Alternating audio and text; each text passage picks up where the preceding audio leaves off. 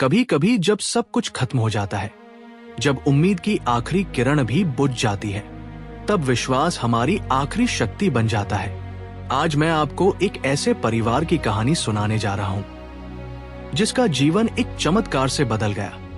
एक ऐसा चमत्कार जो प्रार्थना की शक्ति का अविश्वसनीय उत्तर था। तैयार हो जाइए अपने दिल को छूने वाली और आस्था की शक्ति पर विचार करने वाली इस कहानी के लिए। ये कहानी आपके दिल को जरूर छुएगी।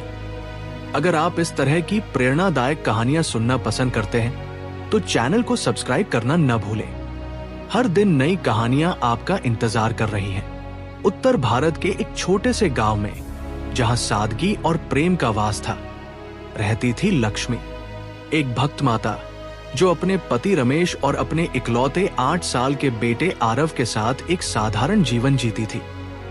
उनका घर छोटा था लेकिन प्रेम से भरा था। रमेश एक छोटी सी मोटर गैरेज में काम करता था और लक्ष्मी कपड़े सिलकर घर का खर्च चलाने में मदद करती थी। पैसों की कमी थी लेकिन खुशियों की कोई कमी नहीं थी। हर सुबह लक्ष्मी मंदिर जाती, घर आकर आरव को तैयार करती और फिर अपने काम में लग जाती।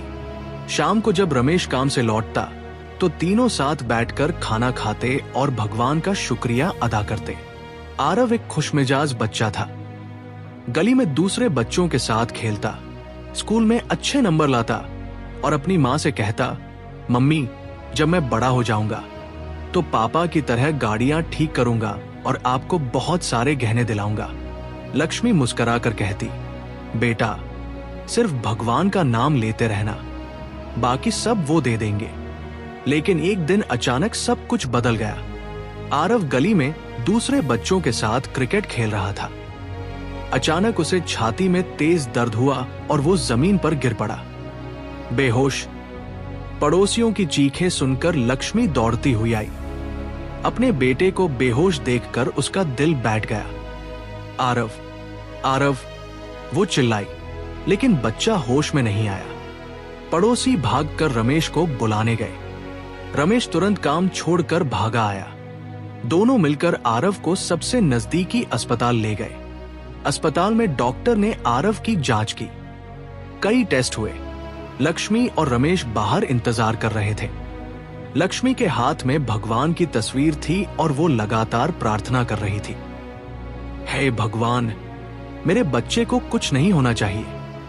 मैं आपसे यही प्रार्थना करती हूं। 3 घंटे बाद डॉक्टर बाहर आया। उसका चेहरा गंभीर था। आपके बेटे को दिल की गंभीर बीमारी है। एक वाल्व में खराबी है जो जन्म से है, लेकिन अब बढ़ गई है। तुरंत ऑपरेशन की जरूरत है। रमेश की आवाज काम गई। ऑपरेशन में कितना खर्च आएगा डॉक्टर साहब? 5 लाख रुपए। अगर ऑपरेशन नहीं हुआ तो बच्चे के पास ज्यादा से ज्यादा 3 हफ्ते हैं। लक्ष्मी की दुनिया हिल गई। 5 लाख रुपए, उनके पास तो 5,000 भी नहीं थे। रमेश रोने लगा, डॉक्टर साहब, हमारे पास इतने पैसे नहीं हैं। कुछ और तरीका? मुझे अफसोस है, बिना ऑपरेशन के कुछ नहीं हो सकता। उस रात अस्पताल में ही रुकना पड़ा। आरव सो रहा था लेकिन उसकी सांसें तेज थी। लक्ष्मी और रमेश जागते रहे। रमेश ने कहा, लक्ष्मी, मैं कल से सबसे मदद मांगूंगा। गांव वाले, दूर के रिश्तेदार, जो भी मिलेगा। लक्ष्मी ने उसका हाथ पकड़ा, लेकिन सबसे पहले भगवान से मदद मांगेंगे, वही सब कुछ का मालिक है। अगले दिन से रमेश ने हर किसी से मदद मांगी। गांव के सरपंच से, रिश्तेदारों से, दोस्तों से। कुछ ने 500 दिए, कुछ ने 1000, कुछ ने 2000। 2 हफ्ते में केवल 50,000 रुपए जमा हुए। अभी भी 4.5 लाख की कमी थी। इधर आरव की हालत और खराब होती जा रही थी। डॉक्टर ने फिर से समझाया, अब केवल 1 हफ्ता बचा है। अगर ऑपरेशन नहीं हुआ। उस रात लक्ष्मी टूट गई। वो अस्पताल के बाहर एक पेड़ के नीचे बैठकर फूट फूट कर रोई, हे भगवान, मैंने कभी किसी का बुरा नहीं किया, हमेशा आपकी पूजा की है, फिर मेरे बच्चे के साथ ऐसा क्यों? अगर आप सच में हैं तो कोई रास्ता निकालिए। लोग अब कहने लगे थे, बेचारी लक्ष्मी, सिर्फ प्रार्थना से क्या होगा? ऑपरेशन के लिए पैसे चाहिए। भगवान तो पैसे नहीं देते। लेकिन लक्ष्मी का विश्वास डगमगाया नहीं। वो रोज सुबह 4 बजे उठती, अस्पताल से पास के मंदिर जाती, घंटों प्रार्थना करती, कभी कभी खाना भी नहीं खाती। रमेश समझाता, लक्ष्मी तुम बीमार हो जाओगी, कुछ खा लो। नहीं रमेश, जब तक भगवान मेरी सुनेंगे नहीं, मैं कैसे खा सकती हूं? आज आप इस कहानी में डूबे हुए हैं। अगर ये कहानी आपको पसंद आ रही है तो लाइक बटन दबाना न भूलें और चैनल को सब्सक्राइब करें। हर दिन ऐसी ही प्रेरणादायक कहानियां आपका इंतजार कर रही हैं। अब केवल 2 दिन बचे थे। डॉक्टर ने साफ कह दिया था कि कल अगर ऑपरेशन नहीं हुआ तो वो कुछ नहीं कर सकते। उस रात लक्ष्मी मंदिर में ही रह गई। वो भगवान की मूर्ति के सामने बैठकर रो रो कर प्रार्थना करती रही। हे भगवान, मैं हार गई हूं। मेरे पास और कोई रास्ता नहीं है। अब सिर्फ आप ही मेरे बच्चे को बचा सकते हैं। मैं जानती हूं आप हैं। कृपया मेरी सुनिए। आधी रात के बाद थकान से लक्ष्मी मंदिर में ही सो गई। तभी उसे एक सपना आया। सपने में एक तेज रोशनी थी और एक मधुर आवाज आई, डर मत लक्ष्मी, तेरा बच्चा बच जाएगा। मदद वहां से आएगी जहां से तू उम्मीद भी नहीं कर रही। लक्ष्मी की आंख खुली। सुबह हो चुकी थी। वो तुरंत अस्पताल पहुंची। रमेश चिंतित था।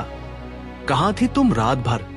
रमेश, भगवान ने मुझसे कहा है आज कुछ न कुछ होगा। रमेश को लगा कि लक्ष्मी का दिमाग खराब हो गया है, लेकिन वो कुछ नहीं बोला। उसी समय अस्पताल में हलचल मची। एक बड़ी गाड़ी आई और उससे कुछ लोग उतरे। नर्स आपस में बात कर रही थी। दिल्ली से डॉक्टर अग्रवाल आए हैं। बहुत बड़े डॉक्टर हैं। गरीब बच्चों का फ्री ऑपरेशन करते हैं। लक्ष्मी की धड़कनें तेज हो गई। वो समझ गई थी कि यही था उसके सपने का मतलब। डॉक्टर अग्रवाल अस्पताल के मुख्य डॉक्टर से मिले। वो एक एनजीओ से आए थे जो गरीब बच्चों के दिल के ऑपरेशन फ्री में करवाता था। उन्होंने पूछा, कोई ऐसा केस है जिसमें तुरंत ऑपरेशन की जरूरत हो? मुख्य डॉक्टर ने आरव के बारे में बताया। एक 8 साल का बच्चा है। माता पिता के पास पैसे नहीं हैं। कल तक अगर ऑपरेशन नहीं हुआ, उसे लेकर आइए। जब डॉक्टर अग्रवाल ने आरव की रिपोर्ट देखी तो वो तुरंत समझ गए, ये ऑपरेशन हो सकता है, आज ही करते हैं। लक्ष्मी को जब ये खबर मिली तो वो डॉक्टर के पैर पकड़कर रोने लगी। आप भगवान के रूप में आए हैं। मैं जानती थी कि मेरी प्रार्थना सुनी जाएगी। डॉक्टर अग्रवाल मुस्कुराए। मैं सिर्फ एक जरिया हूं।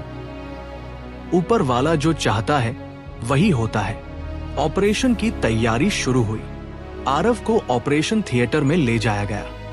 लक्ष्मी और रमेश बाहर इंतजार कर रहे थे। गांव के लोग भी आ गए थे।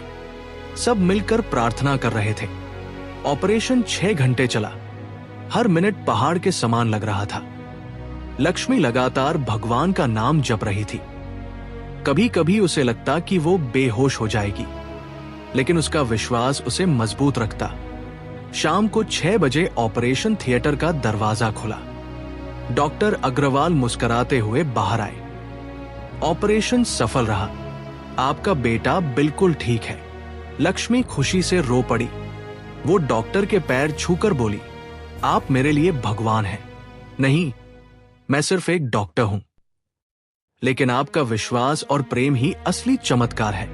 आरव को वार्ड में लाया गया। वो होश में था और धीरे धीरे ठीक हो रहा था। डॉक्टर ने बताया, 1 हफ्ते में घर जा सकता है। बिल्कुल नॉर्मल जिंदगी जिएगा। अगले दिन से आरव की हालत में सुधार होने लगा। वो हंसने लगा, बात करने लगा। लक्ष्मी हर वक्त उसके पास बैठी रहती और भगवान का शुक्रिया अदा करती रहती। 1 हफ्ते बाद जब वो घर वापस आए तो पूरा गांव उनका स्वागत करने पहुंचा था। सबके चेहरे पर खुशी थी। लक्ष्मी की आंखों में आंसू थे, लेकिन खुशी के। उस दिन के बाद लक्ष्मी ने अपना जीवन दूसरों की सेवा में लगा दिया। जब भी कोई मां परेशान होती तो वो उसे समझाती, विश्वास रखो, भगवान सबकी सुनते हैं। बस धैर्य रखना होता है। आरव भी बड़ा होकर डॉक्टर बना। वो हमेशा कहता, मेरी माँ की प्रार्थना ने न सिर्फ मुझे बचाया बल्कि मुझे जीने की नई राह भी दी। आज भी लक्ष्मी रोज मंदिर जाती है, लेकिन अब वो कुछ मांगने नहीं, सिर्फ शुक्रिया अदा करने जाती है। वो कहती है, भगवान ने मुझे इतना दिया है कि अब सिर्फ धन्यवाद देना बाकी है।